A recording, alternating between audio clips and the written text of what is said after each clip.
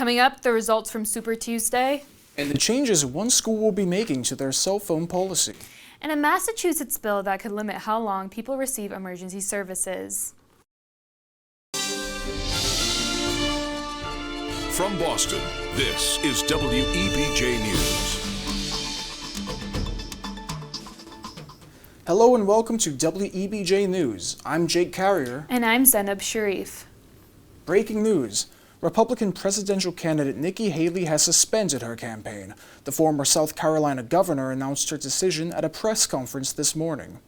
Her decision comes after a series of devastating primary losses on Super Tuesday, only winning Vermont out of the 15 states. I am filled with the gratitude for the outpouring of support we've received from all across our great country. But the time has now come to suspend my campaign.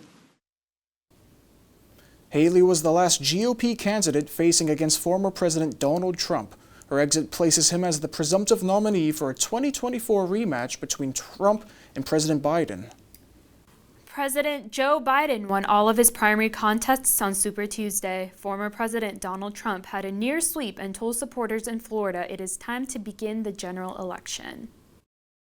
Our cities are choking to death, our states are dying, and frankly, our country is dying, and we're going to make America great again, greater than ever before.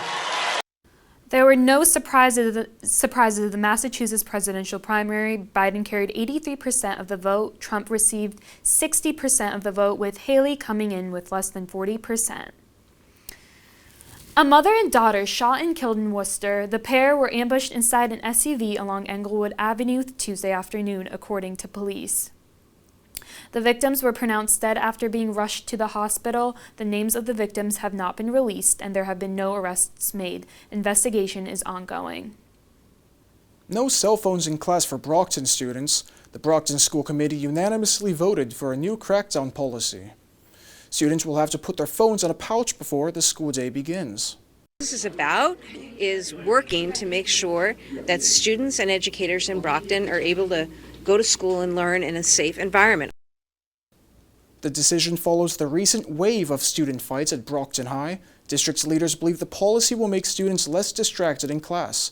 The policy will be enacted in April after the spring break. State lawmakers are set to vote on a new migrant shelter that is planned to open in Boston's Fort Point neighborhood. The proposal by House Democrats could potentially impact families arriving to the shelter, marking a major decision on how long migrants will be able to stay at the shelters. In most places where this is in place, it is not a kind of permanent or one-time situation, but if someone needs more additional time, they would go back on the wait list and kind of start through the process again.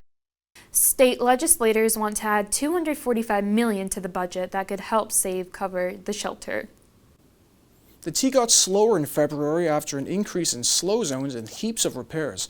With more on the story, we head to our live reporter Noah Berkowitz with the latest. The MBTA lost progress in February after the amount of slow zones increased. The new T program, tasked with removing all slow zones by the end of the year, had a successful start. In December and January, the number of speed restrictions dramatically lowered from 179 to 129. In the past month, however, another 24 were added. The slow speeds have led to longer rides for commuters. The majority of the T restrictions mean that the trains move 10 miles per hour or less.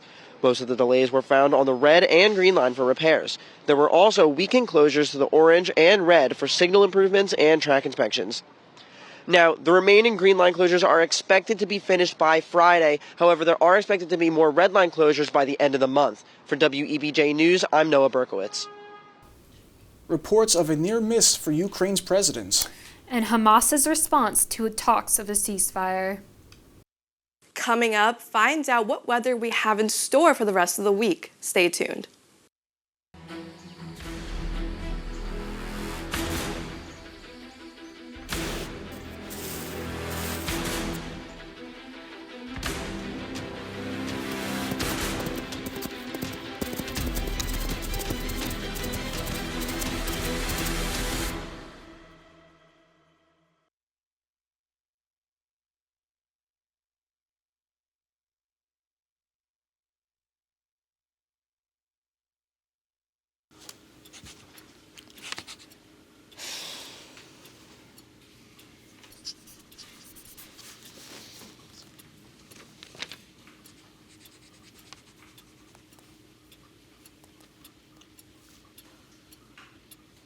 If you love them enough to relearn math so you can teach them math, then surely you'll check nhtsa.gov/the right seat to make sure they're correctly buckled in the back seat.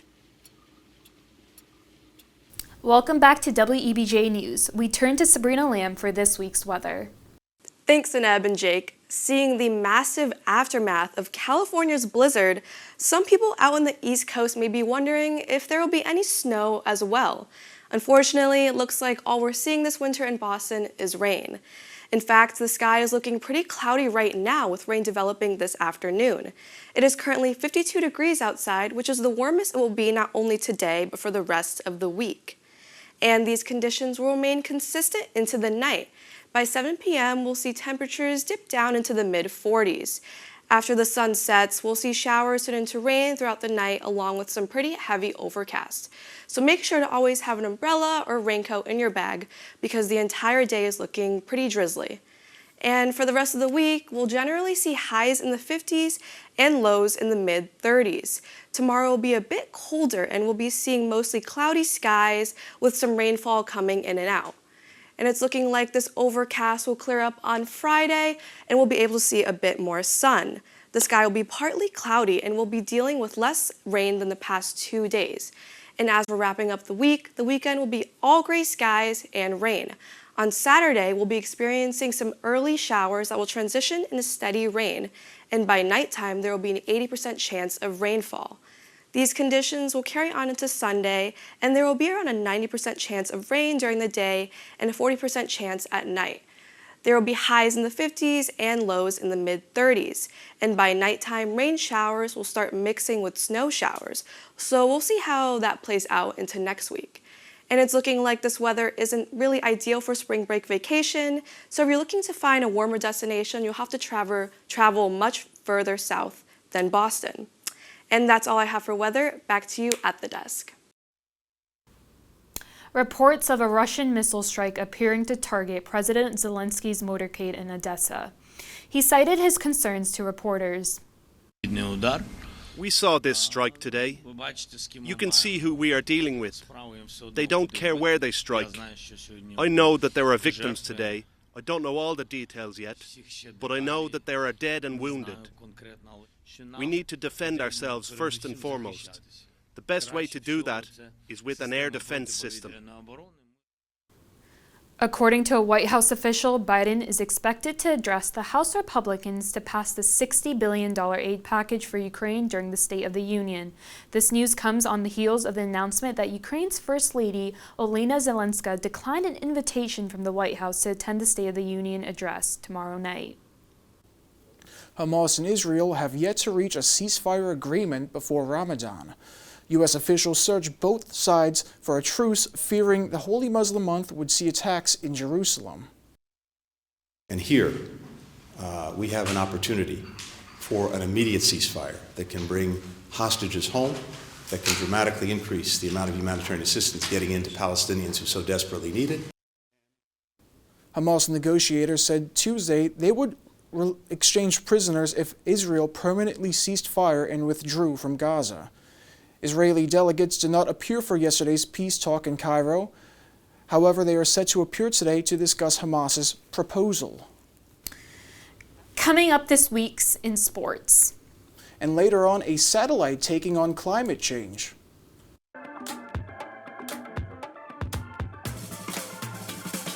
Get it, slip it, cuff it, check it. Talk to doctor now and share it. Get it, slip it, cuff it, check it. High blood pressure silently affects millions of Americans.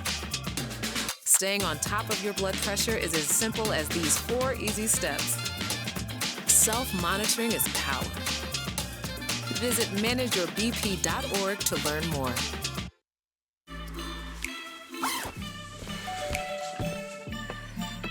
Yo, camping buddy. Okay, you guys ready? Dude, I thought you were driving. I thought you were driving. Oh, I never said I was driving. I definitely can't drive. Okay. If you're high, just don't drive. It's illegal everywhere. If you feel different, you drive different. Welcome back to WEBJ News. there's not a lot going right for the hometown teams right now. Sports correspondent Drake Skelly is here to give us a closer look. That's right, Jake. Let's head down to Florida to check in on spring training. And Sox fans, you aren't going to like this.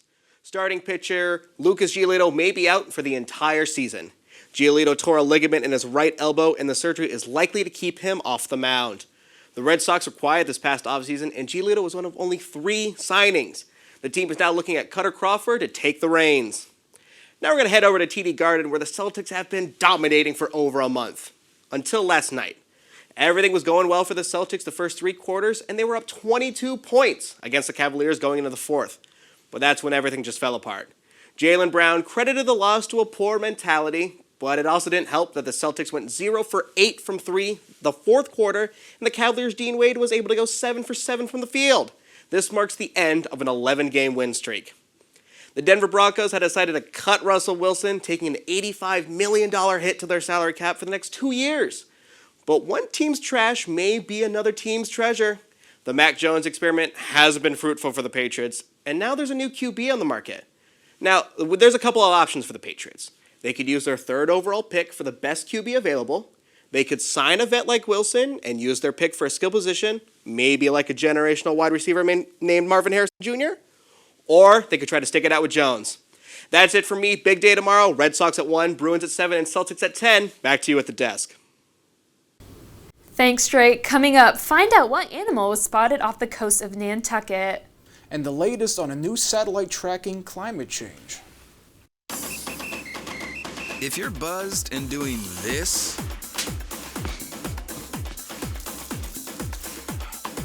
to make yourself feel okay to drive, ZWX.